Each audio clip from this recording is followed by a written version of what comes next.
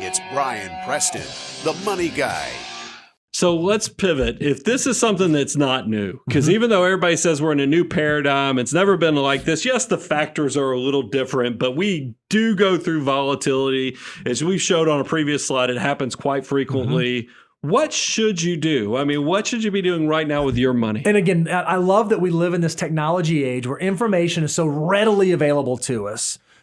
It's a net positive because we can get access. However, there are all kinds of people out there trying to tell you what you should be doing in light of what's going on in this market. Here's a prime example of one of those folks. 3 reasons why buying gold jewelry will make you rich. Buying Gold gold has appreciated over 650% in the last 20 years. Let me put things into perspective. If you had $10,000 in your bank account in 2002, it'd be worth 40% less today.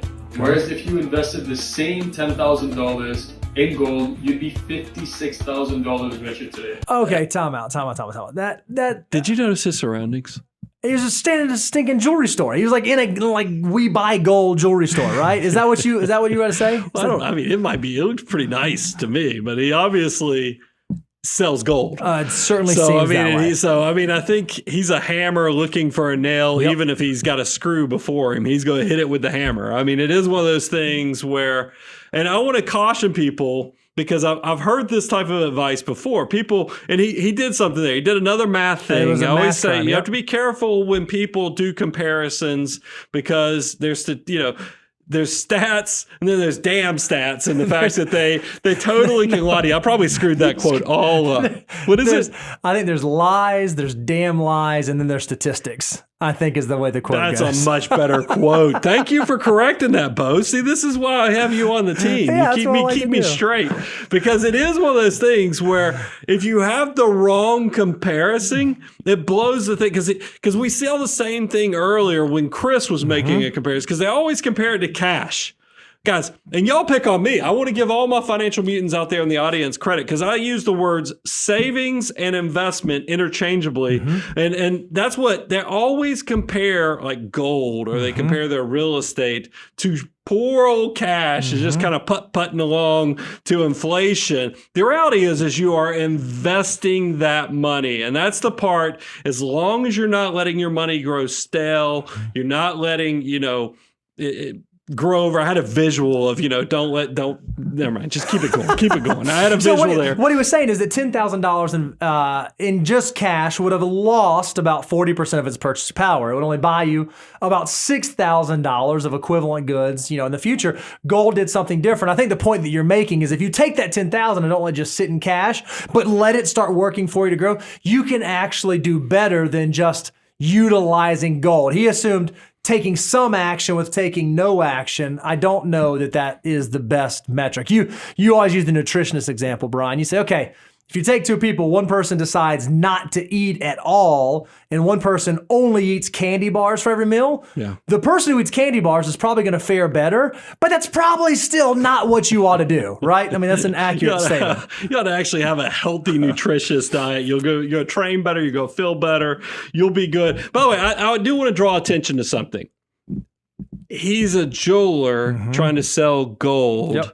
I've heard this advice before. There was a famous professional athlete, Drew Brees, who had a run-in with his jeweler, allegedly scamming him out of $9 million. Now, I'm not saying that's not the guy we just watched a TikTok video. I don't think so. But it is just, I feel like I've been here, seen this.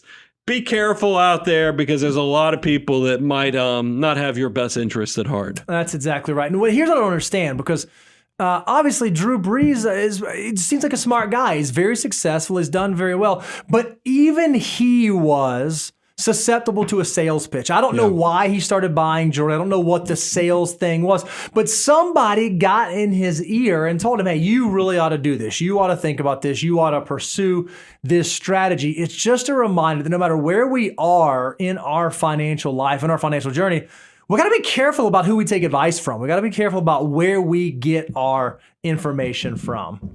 So, Bo, I want to set this up in the fact that we talked about two people we've had videos on in this episode. One's trying to sell real estate. Yep. This one's trying to sell gold, and they work in a jewelry store. I've known and I've learned this. Everybody in the financial field has some type of conflict of interest. Absolutely. Even we have a conflict of interest. But let me go ahead and pull this out of the ditch so you see why we're different, because we're going to fully disclose. But I think that we are financial advisors that are loving on you, giving you free advice with the thought that, now it might take years, it might even take a decade or so. But my thought is, if I give you this great advice, you'll reach a level of success, and at some point, you're going to need to hire a financial advisor. It creates a win-win situation. Yes, I have a conflict of interest in the fact we make money by being financial advisors, but I love the fact that you can come here, we can love on you, give you free advice.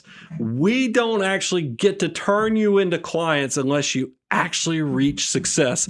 And we've actually gone a step further. We've created a system that you can download for free. Go to moneyguy.com/resources. We have a free deliverable called the Financial Order of Operations. Go figure out how you can accelerate your success so that we get that moment. Yeah, and see, what I love about the Financial Order of Operations is it allows you to get a plan in place. Because when you ask the question, how do I handle present volatility? What's the way that I attack it?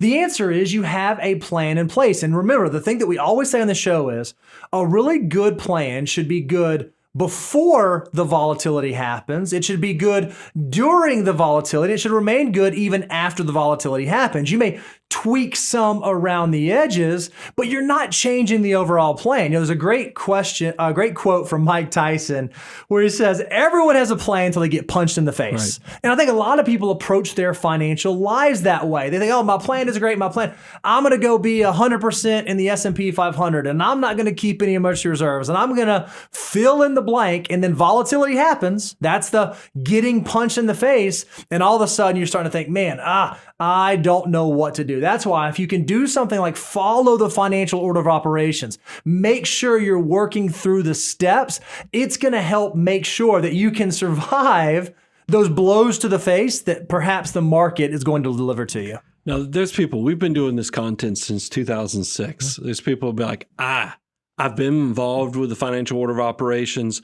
I try to keep my life simple, but somehow it's happened to me, guys. We have reached this level of success. I don't feel comfortable making all the decisions. I don't know what I don't know, or I'm too busy that I'm not making the decisions I should be.